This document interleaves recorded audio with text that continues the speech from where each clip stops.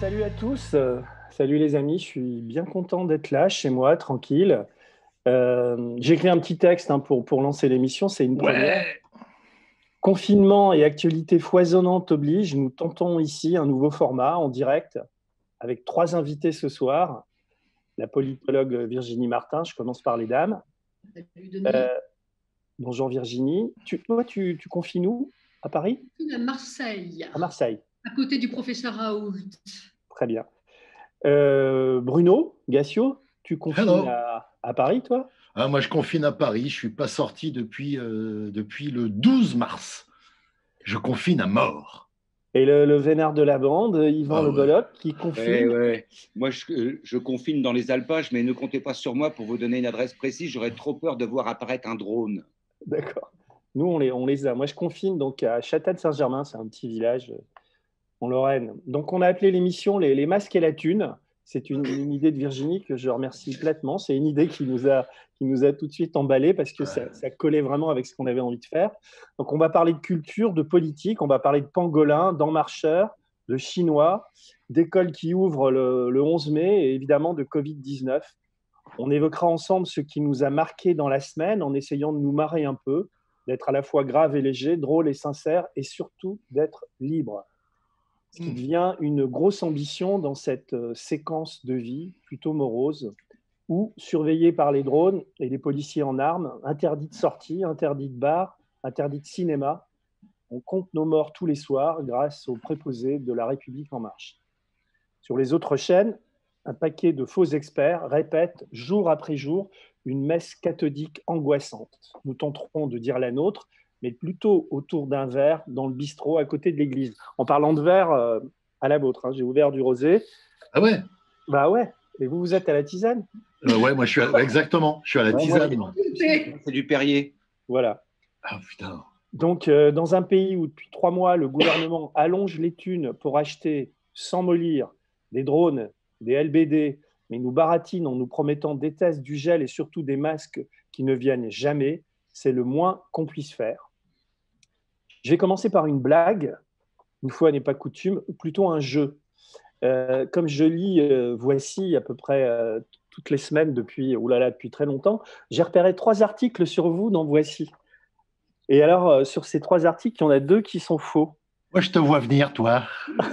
Alors, le premier article, c'est l'histoire d'amour entre Ségolène Royal et Bruno Gassio. Alors, vrai ou faux? Le deuxième article, c'est en fait dans un passé très lointain. Yvan, tu es sorti avec une dame un peu plus âgée que toi qui s'appelle Simone Weber. Et le troisième, c'est l'histoire d'amour cachée entre Virginie et Romain Goupil. D'accord. Alors, quelle est l'histoire vraie dans ces 3? Qui commence? Moi, je connais la réponse, donc c'est pas bon. Ouais, moi, je la connais aussi. Donc, la réponse, non, j'ai fait ça en vanant parce que c'était aussi une manière de présenter Virginie. Parce que moi, je t'ai croisé à la télévision, enfin, je te voyais régulièrement, mais je t'ai croisé le jour d'un clash qui était assez mémorable avec ce fameux Romain Goupil. Et c'était quelque chose quand même. Tu peux en dire 2 mots? Oui, c'était quelque chose. Ça faisait même 2, 3 fois, tu vois, et c'était très désagréable. Et voilà, il jouait, comme les théories féministes le disent, au mansplaining, c'est-à-dire que le type n'est pas économiste, tu vois, il n'est pas très qualifié dans tout ce qui est super calcul et tout ce que tu veux. Et là, il vient de dire que je dis des conneries, des bêtises, que je ne sais pas ce que je dis. Au lieu de dire qu'il n'est pas d'accord, ça, jusque-là, je peux l'entendre, tu vois, mais que je dis des conneries, des bêtises et que je ne sais pas ce que je dis, c'est super déplaisant. En plus, tu vois, le mec, il me fait 2 fois en hauteur, en largeur, etc. Donc, il était très comme ça sur moi et c'était super désagréable. C'est là que l'histoire d'amour aurait pu commencer, mais non. Et, et Ce qu'il faut dire, c'est que tu vas être. C'était sur LCI, c'est ça? ouais, c'est ça. Et, En et fait, toi, tu travaillais régulièrement, tu étais dans plusieurs émissions. oui, après, oui, j'étais dans pas mal d'émissions et c'est vrai qu'après, Goupil, grosso modo, a tout fait pour que ça soit hyper tendu et peu à peu, c'est lui qui est resté et c'est moi qui suis sortie. Voilà, donc tu as été un peu viré de la télé grâce au bon Romain qui faisait des bons films avant Martin quand de même. Mauvais à 30 ans, c'était bien, mais Non, bon, non, mais il vieillit ouais, mal. enfin, il faut quand même savoir aussi, c'est le visiteur du soir de l'Élysée, hein, au passage. Ouais, je sais. Et Donc, Pardon, excusez-moi, je crois que c'était une vanne. Le mec va donner des conseils? Sans déconner. Il est présenté, il a été présenté chaque fois que j'étais à cette Mais émission, non. présenté comme visiteur du soir, invité régulièrement au palais, etc. Tu vois. Mais ah ouais, je comprends mieux. Oui, oui. Ah oui, il y a des choses qui s'expliquent finalement. Vous savez pas. Ah ben non, bah, tu sais, je les regarde plus. J'ai arrêté de regarder ces émissions, ça fait 2 ans. Je les suis parce qu'il y a des extraits sur Twitter, il y a des choses comme ça où de temps en temps tu regardes un extrait. Je me suis remis sur France Info au début du Covid. Là, je me suis mis un peu dessus, voir un peu ce qui se passait. J'ai fait le bon citoyen, j'ai regardé Macron à la télé. Et puis surtout, ce que j'ai essayé de faire pendant 10 minutes, c'est d'écouter les commentaires après. Et en fait, j'ai pas besoin qu'on commente ce que je viens d'entendre. J'ai pas besoin qu'on me dise ce que j'ai à penser de ce que je viens d'entendre en règle générale. Et donc j'ai coupé et je les regarde plus. Je savais pas pour Goupil. Je connais son historique, je sais qui il est, je sais d'où il vient. Je savais pas qu'il traînait rue du Faubourg Saint-Honoré le soir. Ah ouais, moi j'ai vu ça avec Cohn-Bendit, enfin, etc. Mais Bruno, alors, réponds à la question. Est-ce que tu as tapé Ségolène Royal? Est-ce que je me suis tapé Ségolène Royal? Ah ouais, t'es carrément. Non, mais dans Voici, il y a eu cette. Ouais, je sais. On parle souvent, quoi. Ouais, j'ai eu ce truc-là.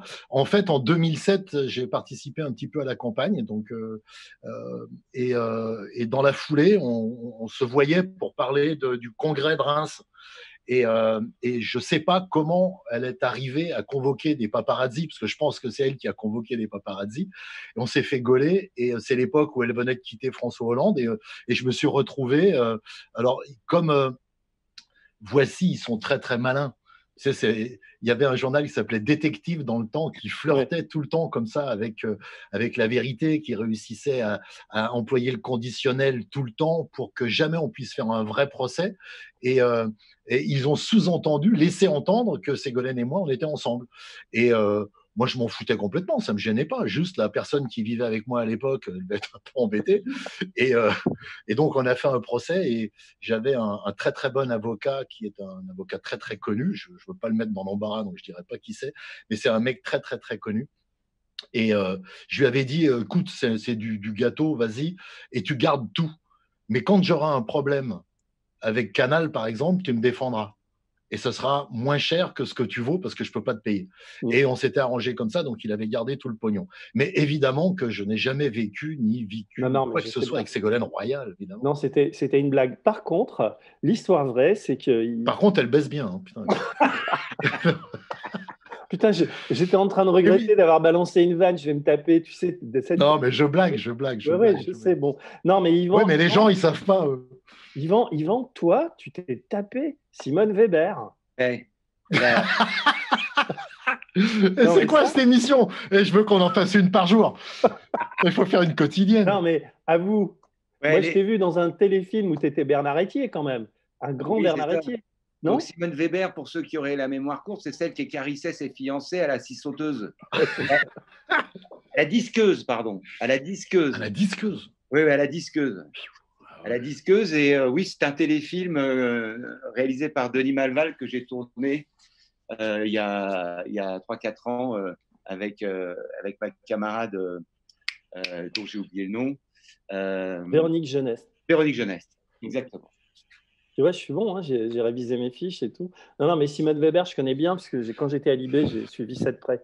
Non, mais alors, écoutez, non, je vais lancer, il y a 3 sujets dont je voudrais parler avec vous sur l'actu, mais évidemment, on pourra dériver, vous pourrez parler des choses qui vous ont marqué cette semaine. On va faire l'émission en 2 temps. D'abord ces sujets, on en discute librement. Et puis ensuite, on parlera de nos goûts plus culturels, enfin, de ce qu'on a aimé ou pas aimé dans la semaine écoulée. Sur les sujets, la première chose dont je voudrais parler avec vous, c'est évidemment de notre bien-aimé président plénipotentiaire qui, la semaine dernière, lundi, nous a annoncé qu'on allait être déconfiné le 11 mai.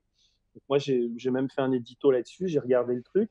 Et puis surtout, j'ai vu dimanche, pour ne rien vous cacher, je me suis un peu endormi. J'ai vu Édouard Philippe et Olivier Véran essuyer les plâtres derrière, avec ce sentiment étrange que les mecs n'avaient pas été tenus au courant, quoi. Le type a balancé, enfin le président balance le 11 mai, Et puis, t'as les mecs qui disent, putain, le 11 mai, mais qu'est-ce qu'on fait, quoi? Et donc, ils font une conférence de presse. Et voilà. Comment vous avez vu les trois qui commencent? Enfin, qu'est-ce que vous en pensez? Bruno, Moi, je vais faire court parce que j'ai écouté 3-4 minutes. 3-4 minutes et je voyais bien qu'il n'avait rien à dire, en fait. Comment il s'appelle, le grand sec, Édouard. Il n'avait rien. Le mec, il est venu en short. On lui a dit démerde-toi, c'est le 11 mai. Le 11 ou le 12? Putain, qu'est-ce qu'il a dit? Il a dit le 11 ou il a dit le 12? Oui. Et donc, du coup, j'ai zappé parce qu'il était en train de procéder à une espèce de, comment dirais-je, d'exercice d'autosatisfaction. Il disait que c'était formidable, que tout était prêt, enfin, comme d'habitude, quoi. Le discours, c'est on est prêt, voilà, on a tout, on a les masques, on a les tests. De toute façon, Buzyn l'avait dit il y a super longtemps, il a dit tout est prêt. Ne vous faites pas de soucis, je me suis occupé de tout. Voilà. Et donc, du coup, j'ai zappé parce que je me suis dit, bon, bah voilà, évidemment, ça sent un peu l'improvisation et il n'a pas de truc, comment dirais-je, formel à nous dire, quoi. Voilà, pas d'annonce précise. Bruno, tu voulais dire ou Virginie? Bah oui, mais moi j'ai ce sentiment qu'ils sont faits dans un bois et qu'ils sortent d'école qui leur interdisent, mais j'aurais aimé avoir l'avis de Virginie là-dessus, qui est politologue, mais qui leur interdisent de dire « je ne sais pas ». Et il y a des moments où on a le droit de dire « je ne sais pas », mais pas tout le temps. C'est-à-dire que lorsqu'on arrive, que la pandémie commence, moi j'ai appris ça au milieu du mois de janvier et j'étais en vacances au Costa Rica, parce que je pars en vacances au Costa Rica. Et on entendait parler là-bas de ça. Mais tout le monde s'en foutait. On se disait, ouais, bon, c'est une grippe. Et puis, quand le 23 janvier, je crois, on a commencé à nous dire, non, il n'y a rien, mais quand même, préparez-vous, que l'OMS disait quelque chose qui était contredit par nos représentants. En fait, on se rendait compte qu'ils ne savaient pas, mais ils ne disaient jamais, c'est un virus qu'on ne connaît pas, on ne sait rien. Par contre, on a merdé dans les années qui viennent de passer, on n'a pas de masque, on n'a pas de test, donc il va falloir qu'on les fabrique, il va y avoir un temps de flottement, laissez-nous nous organiser. Ils auraient dit ça, tout le monde se taisait, au lieu de nous dire tout va bien, allez voter, mais quand même restez chez vous. Enfin, et depuis, le temps a passé, nos représentants ont reconnu qu'ils avaient des difficultés à faire des choses concrètes et lisibles pour la population, mais ils continuent à nous mentir. Ce que disait Yvan, tout va bien, attendez, on gère. Ben, à la fin, vous pourrez toujours dire on a géré parce qu'on finira par en sortir, quoi qu'il arrive.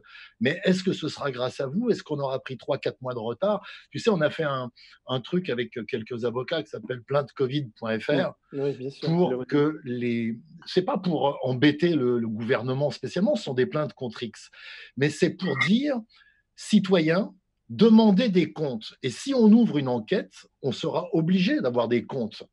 Parce que quelqu'un, à un moment, dira oui, vous avez fait ce qu'il fallait, ou non, vous n'avez pas fait ce qu'il fallait, ou oui, vous avez fait ce qu'il fallait sur certains sujets et pas sur d'autres. C'est juste ça. Et ça n'entrave en rien le travail qu'ils sont en train de faire maintenant.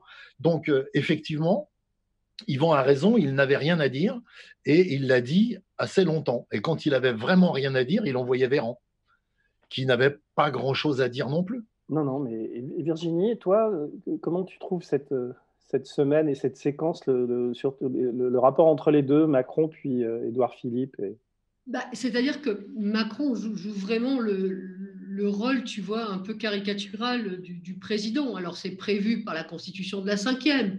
Hein, le président dit et les autres se débrouillent derrière. Hein. Là, on est vraiment dans ce cas-là. L'intendance suivra, disait l'autre. Exactement. Et surtout que là, et puis il l'a fait à plusieurs reprises, hein, il a fait aussi sur les questions économiques dès le départ, puisqu'évidemment on était en rattrapage d'annonces, et donc il fallait qu'économiquement il ouvre les vannes complètement, et après derrière, débrouillez-vous, quoi. Donc c'est quand même aussi une caricature de la gestion du pouvoir, hein, entre eux. la division des pouvoirs, président, Premier ministre et autres ministres. Mais par rapport aussi à ce que disaient Bruno et Yvan, le problème, c'est qu'effectivement, à force de ne pas avouer, à force de ne pas être un peu plus humble, être dans plus d'humilité et dire en effet, c'est ultra complexe, les médecins eux-mêmes, les experts s'y perdent, c'est vrai, on doit le dire, les experts s'y perdent, ils se contre-expertisent eux-mêmes, etc., c'est de la folie complète. Et au lieu de faire preuve d'un peu d'humilité, au contraire, ils jouent un peu les cadors, les gros bras, ils font comme si tout allait bien, ils se le répètent comme si c'était une prophétie autoréalisatrice, et à la fin, ils cassent deux choses. Ils cassent d'abord la confiance, et ça c'est très grave pour la suite, et surtout ils provoquent la colère. Et ça c'est très ennuyeux aussi. Et aujourd'hui on voit combien les études commencent à se renverser vraiment à leur désavantage, même si au début, bon, les gens dans leur majorité disent bon, vive le roi, parce que le roi il gère, donc on n'a pas trop le choix. Mais aujourd'hui on voit à quel point la confiance est très entamée et la colère commence à poindre sérieusement. Et Bruno tu parlais des plaintes contre X. Effectivement, je veux dire, tu vois, ça touche aussi des affects. Et les affects, à un moment donné, tu ne peux pas tu ne peux pas dépasser les bornes. Tu vois, tu dois aussi, enfin, un État est là quand même pour te protéger. Tu vois, avant toute chose, surtout que l'on sait depuis des années et des années qu'on a finalement largué nos masques alors qu'en 2013, 2012, on en avait. On sait que Buzyn a dit ça va être une catastrophe et le président ne l'écoute pas. Qu'elle se casse en pleine crise sanitaire à cause des frasques sexuelles d'un certain Griveaux et que c'est Olivier Véran qui vient. Enfin, on est dans une danse délirante quand même, quoi.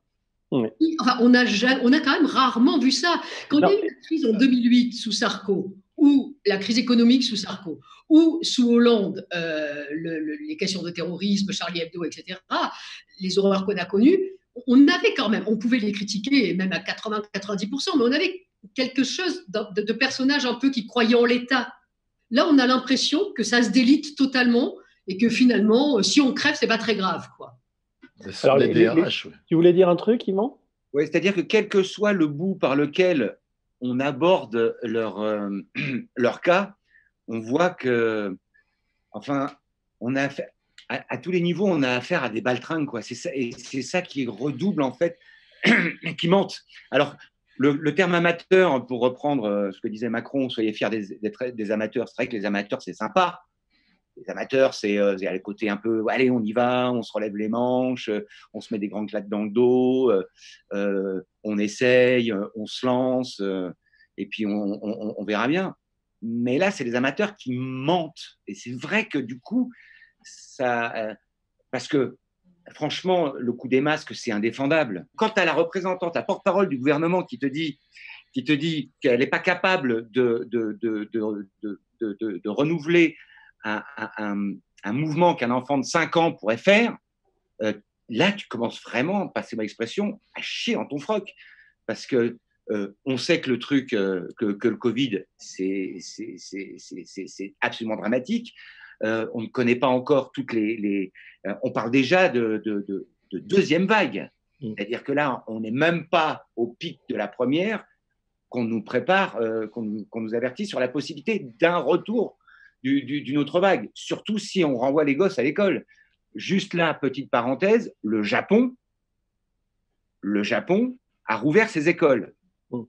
10 jours après, ils ont mis tout le monde dehors. Allez hop, foutez-moi le camp. 100 cas de coronavirus dans l'intervalle. Donc là, les enfants au Japon sont retournés chez leurs parents. Il y a une chose que j'ai l'impression que tout le monde comprendrait, c'est que lorsqu'on a affaire à un virus respiratoire, la première chose à faire, le premier confinement, c'est ta bouche. La première chose à faire, c'est de te masquer pour ne pas recevoir et ne pas expédier. Ça, tout le monde le comprend. Si on te dit non, c'est pas comme ça qu'il faut faire, tu dis bah alors dites-moi ce qui est plus efficace encore que ça. Et là, il n'y a pas de réponse. La deuxième chose, c'est si tu avais des tests, eh bien, tu prendrais 1 mois, 1 mois et demi pour tester la population. C'est vrai que c'est très, très long. il faut quand même faire des unités mobiles ou je ne sais pas. Je crois qu'ils ont fait ça à Singapour et ça a assez bien marché, même si ça repart là-bas maintenant. Mais si tu testes les gens, tu leur dis, tu n'as rien, donc protège-toi, les gens vont se protéger. Tu dis, tu as le coronavirus, eh bien, on va t'isoler pendant tout le temps où tu l'as. Tout le monde comprend ça. Et ça paraît assez simple. Seulement, au lieu de dire, on n'a pas de masque, on n'a pas de test, donc on va faire un confinement, vous allez rester chez vous, et on va faire le plus vite possible pour faire des masques et des tests, on ne reçoit que des injonctions contradictoires. Et le fait de recevoir des injonctions contradictoires énerve beaucoup de gens. Je le vois, moi, je suis beaucoup sur Twitter, je vois que des gens énervés qui n'ont pas la possibilité d'exprimer cet énervement. Il n'y a pas d'endroit où aller s'exprimer. On ne peut pas aller dans la rue, on ne peut pas faire des manifs. J'ai vu que Mélenchon organisait des manifs sur Internet. On en est là. Nous, on fait des émissions comme ça en se disant on va se détendre. Tu vois bien qu'on ne se détend pas tout de suite, quoi. Il y a quelque chose qui ne fonctionne pas. Mais non, mais parce que c'est compliqué de faire de l'humour. C'est d'ailleurs un des problèmes qu'on a eu quand on a commencé à réfléchir à l'émission, parce que nous qui sommes des amoureux de Cavana, de Choron, etc., je pense à... Voilà, on se dit évidemment qu'on peut rire de tout, mais là, il y a comme une anxiété générale que même moi qui suis plutôt hyper zen, je la ressens aussi, quoi, parce que je reçois tous les jours des médecins qui m'appellent, étant aux médias, je suis sollicité en permanence par des gens qui sont dans des EHPAD parce que c'est une hécatombe. Et ces morts des EHPAD, pour ne parler que d'eux, sont le corrélat, j'utilise un mot assez pas terrible, mais les responsables en bout de chaîne, c'est quand même Macron et sa clique, quoi. Je suis un peu lapidaire là-dessus, mais c'est ces erreurs fondamentales, le fait de ne pas avoir prévu, qui font qu'aujourd'hui, des cadavres sortent en chaîne des EHPAD et qu'on fait des décrets. Tu veux que je les défende? Parce que ça m'arrive jamais. Je vais les défendre. Je vais les défendre et les enfoncer. En fait, c'est le fruit de politiques qui datent de 3 septennats au moins. Sauf qu'aujourd'hui, tu te retrouves dans une configuration, et là je parle sous le contrôle d'une politologue, tu te retrouves dans une configuration où les partis ont explosé. Il n'y a plus personne autour des gens qui dirigent pour leur dire tu fais pas ça, parce que nous on t'a aidé à être président, donc tu ne fais pas ça. Et tu as un pays dirigé par des DRH, et ils s'en vantent. On a une start-up nation, tu vois. Mais je m'en fous, moi, les start-up, je déteste ça. Il y en a 95% qui ferment au bout de 3 mois. Ça marche pas, les start-up nation, c'est de la merde. Donc, ces gens-là ne sont pas contrôlés et pas contrôlables, parce qu'ils pensent avoir la science infuse. Ils ont fait les écoles où on leur a dit « tu es le meilleur, c'est toi le plus fort ». Ils ne peuvent pas dire « ah non, je suis pas le plus fort sur le sujet, là, je suis très mauvais ». Et je ne peux pas gérer ça. Ce sont des gens qui sont capables, de mon point de vue, de gérer un pays quand tout va bien, et ils le gèrent comme une entreprise, c'est-à-dire les ouvriers, c'est de la merde, et les cadres, c'est nos complices, et les présidents, les directeurs généraux, et tout ça, eh ben, c'est eux qui ramassent. Mais quand il y a une guerre ou une catastrophe naturelle ou une épidémie, ils ne sont pas vertébrés et ils ne sont pas dimensionnés pour faire ça. Et c'est ça qui me fait le plus peur. Donc oui, c'est de leur faute parce qu'ils ne sont pas à la bonne place. Encore une fois, ce ne sont pas des gens qui devraient être, en tout cas pour Macron, il ne devrait jamais être président. Il aurait dû continuer à être conseiller. C'est un Attali. D'accord, mais on l'a. Un Attali ridicule, quoi. Tu voulais dire, Virginie, un truc? Ouais, je voulais dire aussi qu'il faut voir par rapport, pour rebondir sur 2 trucs que disait Bruno, il faut voir aussi qu'on est confinés dans nos maisons, pour ceux qui ont la chance d'avoir une maison, hein, quand même, rappelons-le aussi à quel point les SDF, ça a été compliqué, et combien aussi, voilà, enfin, il y a le surpeuplement aussi de certains quartiers a été révélé aussi à ce moment-là, donc c'est quand même aussi des conditions très difficiles à supporter, et psychologiquement, et je pense que la décompensation à la fin du confinement, ça va être quelque chose de très difficile et très violent. Et ça, je pense que tu vois, le post-traumatique, on va quand même le prendre aussi de plein fouet. Et ça non plus, c'est pas tellement contrôlé, pas tellement anticipé par le gouvernement, ce qui est étonnant parce que c'est quand même assez évident hein, que ça va arriver. Donc, toute cette parenthèse pour dire que si on est confiné aussi, c'est parce que justement, l'État n'est pas capable de nous confiner nous-mêmes à titre individuel. Si nous étions confinés, effectivement, avec des masques, on pourrait sortir beaucoup plus, avec des gants, etc. On pourrait sortir beaucoup plus. Mais quand tu vois les chiffres, on fait partie des derniers pays du monde, par exemple, à être testés. Parce que ça aussi, si on était mieux testés, on pourrait un peu plus sortir, on pourrait se promener un peu plus et être moins enfermés comme ça dans nos prisons.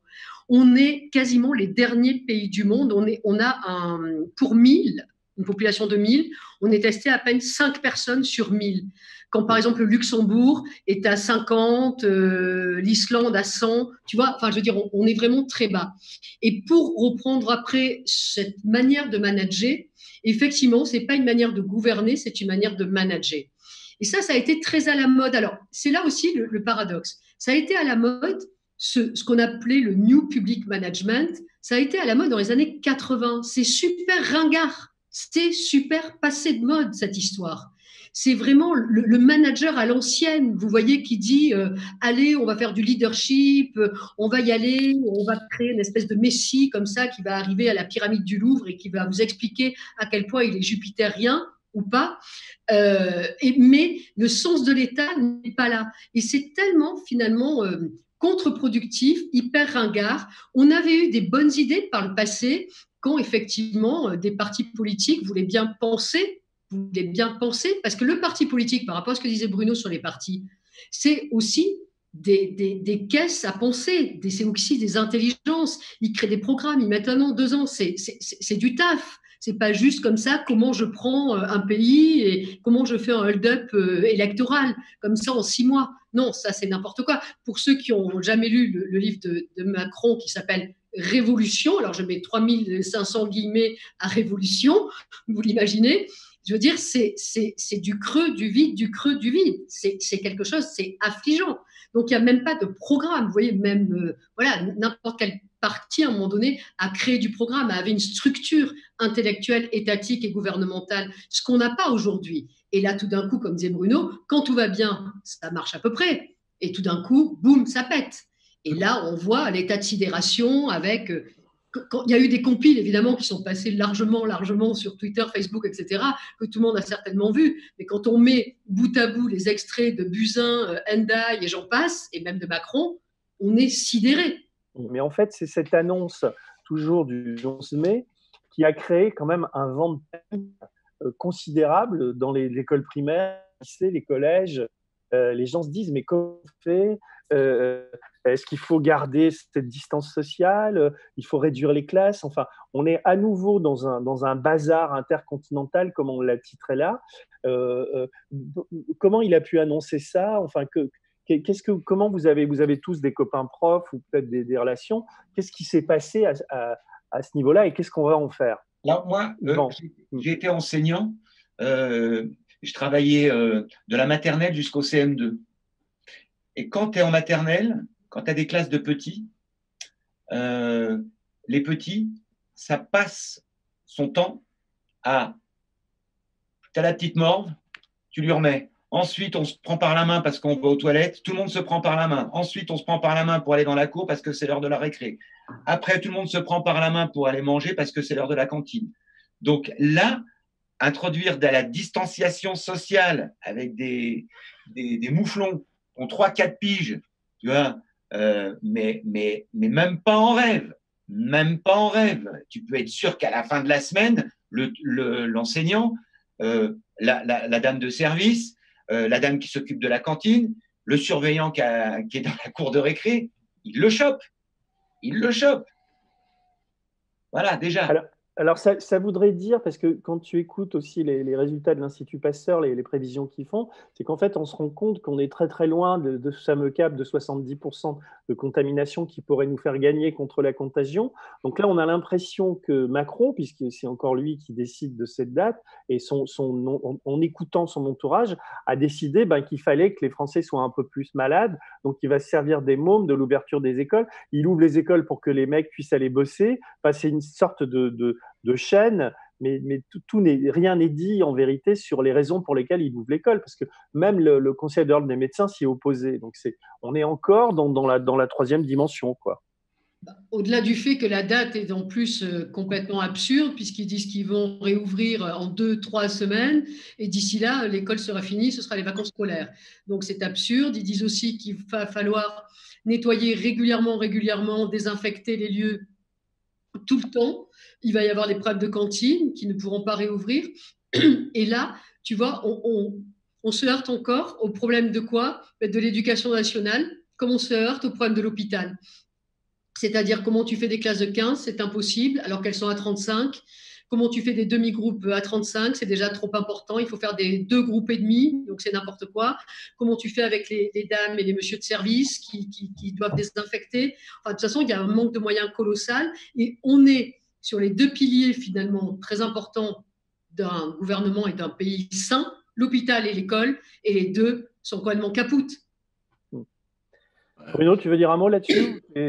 Oui, non, mais sur l'école, en fait, c'est encore le même cafouillage. On te dit, en fait, il faut absolument réouvrir les écoles parce que les parents doivent aller bosser. Et on va le faire à partir du 11 mai. Au revoir. Là-dessus, tu as un Premier ministre qui arrive 3-4 jours après en disant on va étudier le truc. Donc tu te dis attendez, vous n'avez pas étudié avant comment ça allait se passer? Non, il ne l'avait pas étudié avant. Et quand tu suis cette actualité-là, tu t'aperçois qu'on demande aux chefs d'établissement de se démerder comme ils peuvent. Tu as ceux qui ont des bâtiments super vastes et peu d'élèves dedans, ce qui est rare, mais il y en a, ils disent oui, nous on devrait pouvoir y arriver à garder la distanciation sociale. J'aime pas ce mot, il n'y a pas à se distancier socialement, mais qu'on ne se touche pas, oui, on va peut-être pouvoir y arriver. Mais il y en a, j'ai lu qu'il y a une institutrice qui a dit ça marche puisque je le fais déjà avec les fils de soignants qu'on a été obligé de garder. Il y a des écoles qui sont restées ouvertes, mais ça marche si on est 7 par classe. Oui, entre 7 et 10 par classe, on peut éventuellement faire en sorte que les gosses se touchent pas trop. Mais ça ne marche pas pour ceux d'Ivan. Hein. Quand tu as 3 ans, 4 ans à l'école, tu vas peut-être les tenir une journée, 2, 3, la 4e journée, le gosse, il va rien comprendre. Il va faire des crises, il va rien comprendre à ce qu'on lui demande. Et tu vas pas pouvoir lui faire porter un masque. Quant aux autres, aux ados, à qui tu vas dire vous allez aller à l'école par groupe. Donc, alors, il y a des établissements qui vont faire une semaine sur 2. Il y a des établissements qui comptent faire le matin la moitié de la classe, l'après-midi l'autre moitié, et désinfecter entre les deux. Sauf que pour désinfecter entre les deux, il y a des lycées où il y a 800, 1000, 2000 personnes. Pour désinfecter toutes les classes, même la moitié, il faut combien de personnel pour désinfecter toutes les classes? Et en combien de temps? Donc, ça veut dire qu'il va falloir embaucher des personnels. Il n'y en a déjà pas. Ces personnels-là, s'il y en a un seul qui tombe malade, il va falloir confiner qui? Tous ceux qu'il a côtoyés, sa famille? Comment ça va se passer? Donc, le truc ne fonctionne pas. Techniquement, il ne fonctionne pas. Ce qui fonctionne, par exemple, c'est ce que tu disais, Denis, c'est de dire, bon, finalement, on n'a pas de masque, on n'a pas de test, tant que tout le monde n'est pas immunisé, ça ne fonctionne pas. Bon, allez, on lâche les chevaux, on déconfine, ça va passer l'été, on espère qu'il y aura moins de coronavirus l'été, comme on a entendu dire, ce qui n'est pas du tout certain. À la rentrée, on aura perdu 50 000, 60 000 vieux, les plus fragiles, et on s'en fout. Et à la fin de tout ça, eh ben, ça s'équilibrera à peu près et le pays pourra repartir. Mais ce calcul-là, je pense qu'ils peuvent le faire parce qu'ils sont dans cette formation. Ils sont dans cette idée de management, mais ils ne peuvent pas le dire. Tu ne peux pas dire aujourd'hui, à moi, tu ne peux pas me dire, par exemple, les vieux, on s'en branle. Parce que moi, ma mère, elle a 85 ans, et si on l'autorise à sortir, elle va sortir, mes mères, parce qu'elle commence un peu à en avoir marre.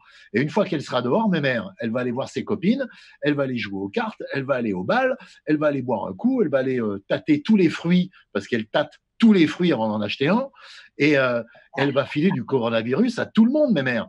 Et là, elle va mourir.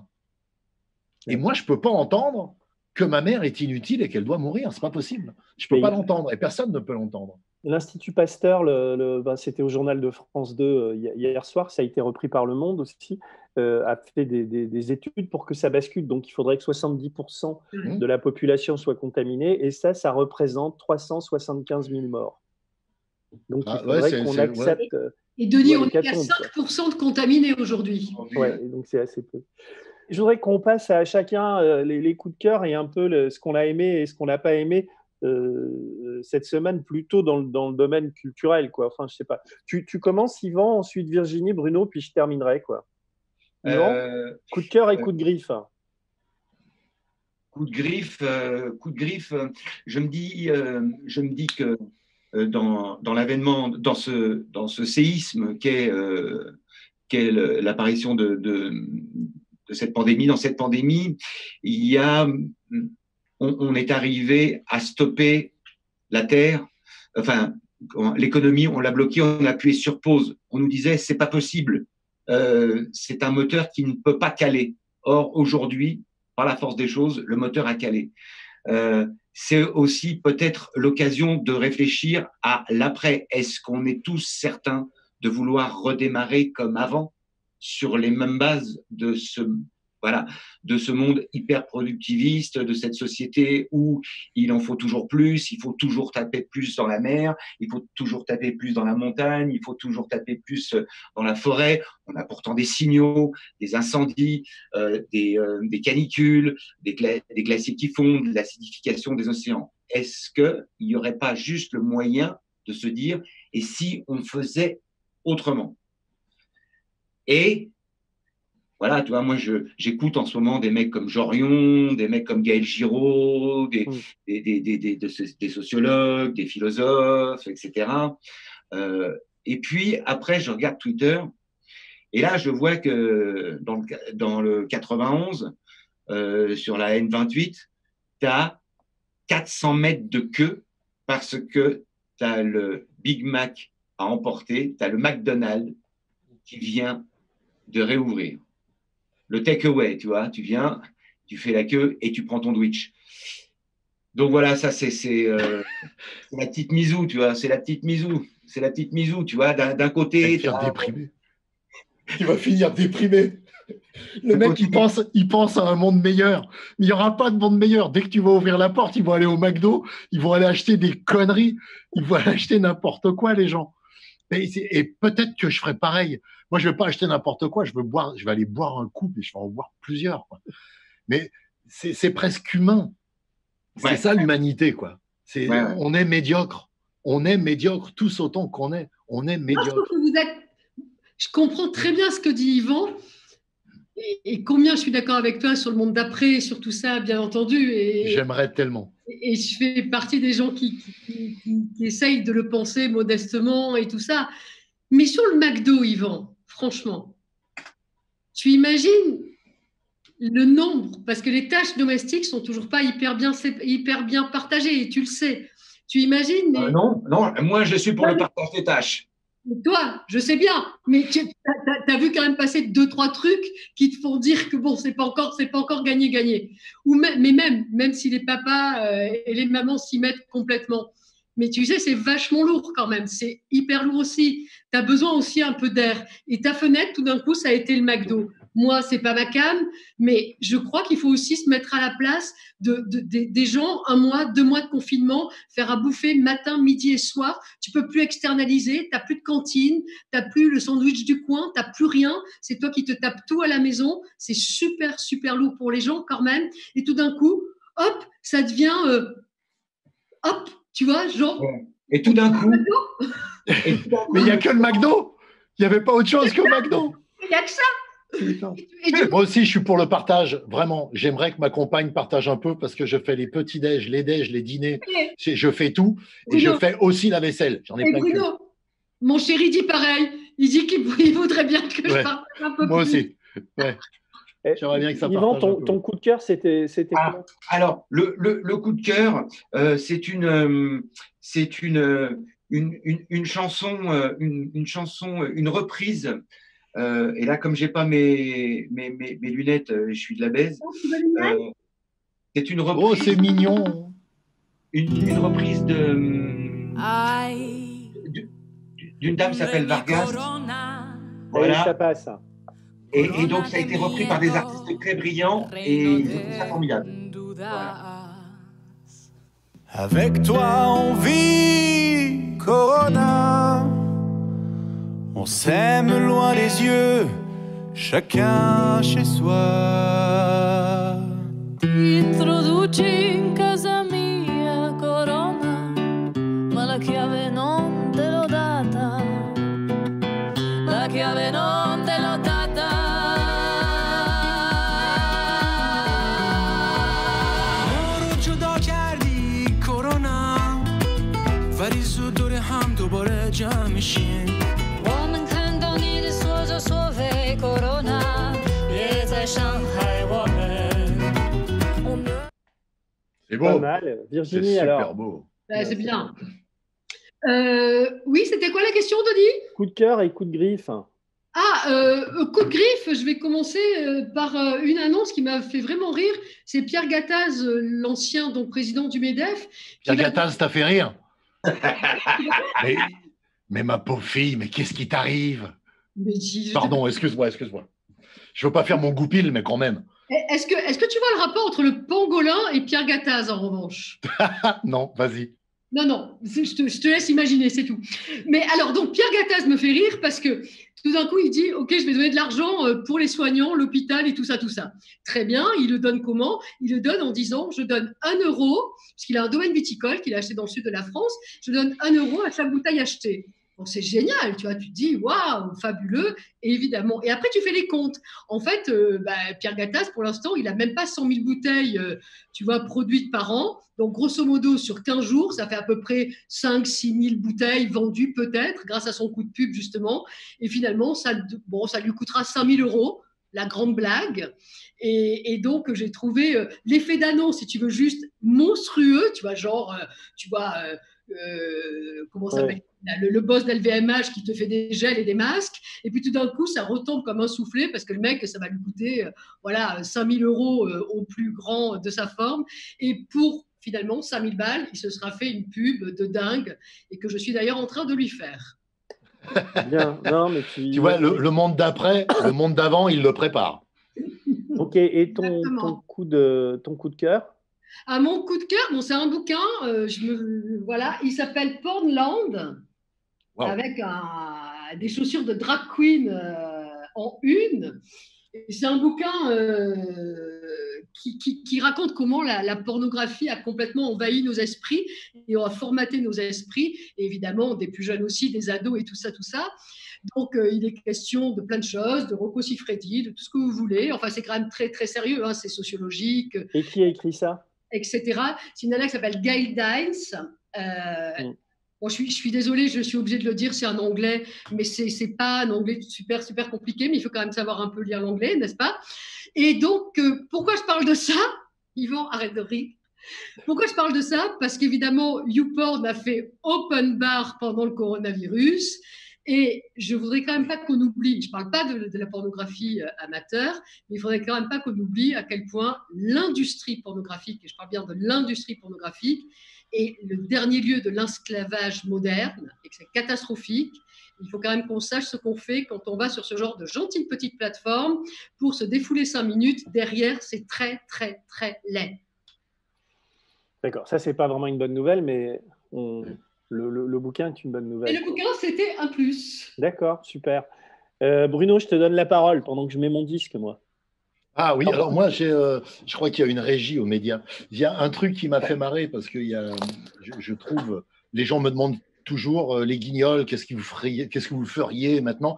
Et je dis, on pourrait rien faire parce que les gens sont beaucoup plus marrants que nous sur tous les réseaux sociaux. Dès qu'il y a un événement, dans l'heure qui suit, il y a 50 vannes et il y en a 25 qui sont très très bonnes. Ouais. Et il y en a une qui m'a fait marrer au tout début du confinement. C'est un tout petit truc qu'on va regarder. Ça m'a vraiment fait rire. Because of coronavirus, you are going to be quarantined, but you have a choice. Do you A, quarantine with your wife and child, or B? Ça fait 10 fois que je le vois, c'est toujours pareil. Je trouve que le rythme de la blague, l'écoute du mec, c'est parfait, quoi. Il y a des moments comme ça qui sont parfaits dans le rythme, dans tout, quoi. Mais la comédie, c'est avec le mari. Hein.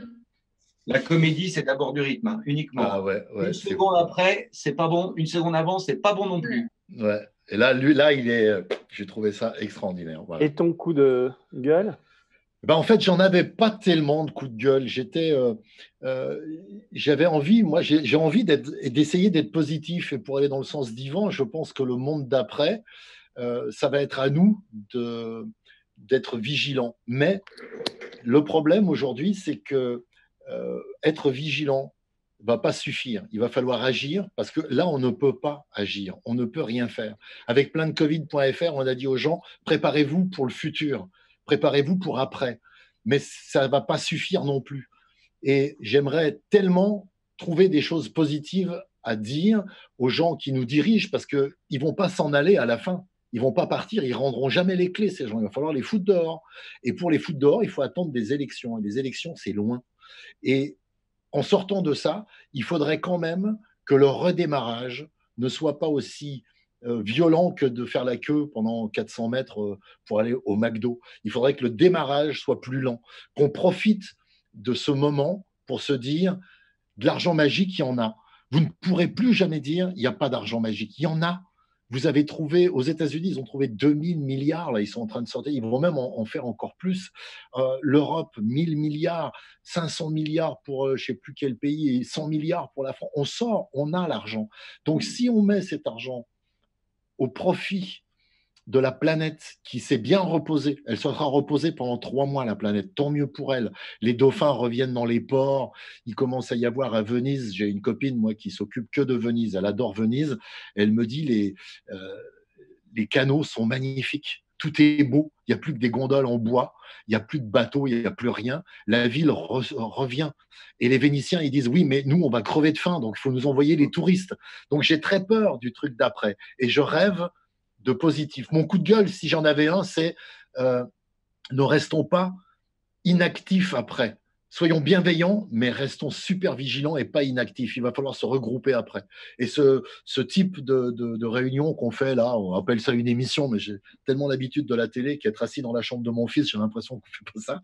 Mais je trouve que c'est nécessaire pour se redonner tous ensemble du cœur, se dire oui, écoutons des bonnes musiques tous ensemble, venez avec nous. Il faudrait même réussir à ouvrir aux gens qui nous regardent. Ben, justement, en parlant de bonne musique, moi je suis resté sur un truc assez culturel. Et en fait, mon coup de cœur, c'est un truc que j'écoute depuis 2 jours. Et j'ai retrouvé dans ma cave des vieux disques que j'avais quand j'étais à la fac. Ça, c'est Marilyn Monroe, ça. Wow. C'est un import de Marilyn Monroe où elle chante le Happy Birthday, Mr. President. Et puis, il y a tous ces gros titres. Et j'adore sa voix. Vous entendez, là, un peu ? Non. Non, très loin.